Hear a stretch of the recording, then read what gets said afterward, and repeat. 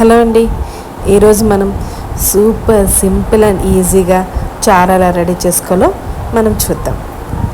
దానికన్నా ముందు welcome to my channel easy Satish.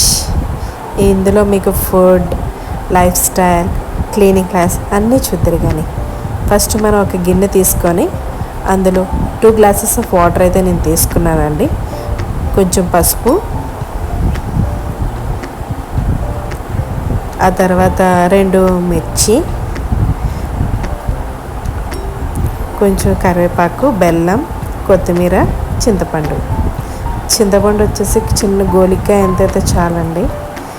ఈ చింతపండు కొంచెం తీపి పులుపుగా ఉంటుంది, మరీ పుల్లగా ఉండే చింతపండు అయితే కాదు. ఇప్పుడు మన సాల్ట్ వచ్చేసి ఈ 2 గ్లాసెస్ ఆఫ్ వాటర్కి 2.5 స్పూన్ సాల్ట్ అయితే వేసుకోవాలి. ఈ చింతపండు ఇక్కడ జైలు వాళ్ళు అమ్ముతారండి, అక్కడ తీసుకున్నాను. ఆ తర్వాత స్టవ్ మీద పెట్టి చారుని మరగనివ్వాలి. 10 మినిట్స్ అయినా మినిమం మరగాలండి చారు. 15 ఇంకో 5 మినిట్స్ మనం సిమ్లో పెట్టుకోవాలి. అలా 15 మినిట్స్ ఆ చారు అయితే మరగాలన్నమాట. ఇది తాలింపు కావలసిన సామాన్లు అనమాట. కొంచెం ఆవాలు, జీలకర్ర, మెంతులు, ధనియాలు, కరివేపాకు. మనం బాండీ పెట్టి ఆయిల్ వేసి, ఆయిల్ కొంచెం హీట్ ఎక్కాక ఆనియన్స్ కంపల్సరీ వేసుకోవాలండి. టేస్ట్ సూపర్ ఉంటుందో. చిన్న ఆనియన్ ముక్క వేసుకోండి. ఆ తర్వాత కొంచెం ఆవాలు, జీలకర్ర,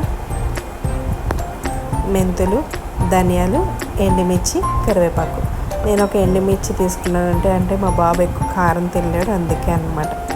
బాగా నూనెలో వేగాక మన చారు అందులో వేసేసుకోవడం. సూపర్ ఉంటుందండి. తాలింపు వేగుతుంటుంటేనే వాసన సూపర్ ఉంటుంది. ఆ తొక్కు డస్ట్బిన్లో వేసేసుకోవడమే. చూసారా చారు ఎంత బాగా వచ్చిందో. అంతండి. ఒక గిన్నెలోకి తీసేసుకోవడం, సర్వ్ చేసుకోవడం, అంతే. సూపర్గా ఉంటుంది. తప్పకుండా ట్రై చేయండి. మీకు నా ఛానల్ నచ్చినట్టయితే like, share, subscribe. Easy Satish.